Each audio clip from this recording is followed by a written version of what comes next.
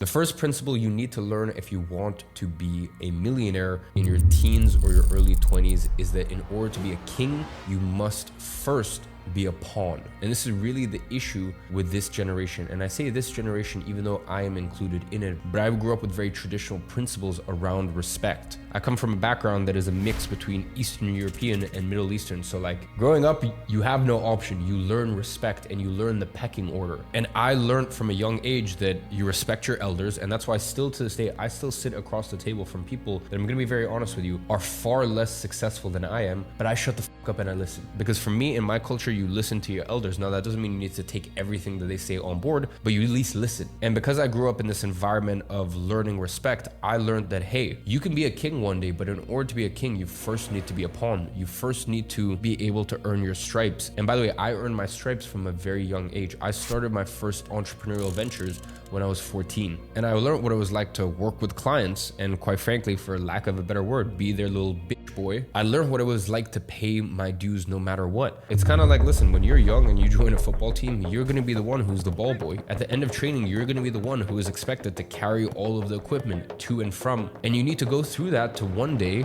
become the captain. You don't just come in, especially as someone who is young, and become the captain all of a sudden. And that is the issue with today's social media bullshit society. They look at things and they look at people and they go, okay, I'm going to jump from here to here. And I deserve that for some reason. And I even get this to this day. People say, hey, Iman, why do you recommend business models that you used to do? Why don't you recommend what you're doing right now? Do you realize how stupid that sounds? Do you realize why I may suggest business models I did when I first started my entrepreneurial ventures, or within 3 years into my entrepreneurial ventures, not now that I am coming up to my 10th year as an entrepreneur? Do you not realize why I would suggest businesses that I started as a pawn, as someone with no resources, no connection, no money, nothing? Do you realize why I suggest those businesses rather than the businesses I have now with millions of followers, subscribers, tens of millions of dollars? Like, I'm sure you can kind of see why I think this is better than this. But this is what I'm saying. The younger generation, they look at things and they're like, no, I want to jump straight to the finish line. You have to earn your fucking stripes. So just remember, to be a king, you must first learn to be a pawn.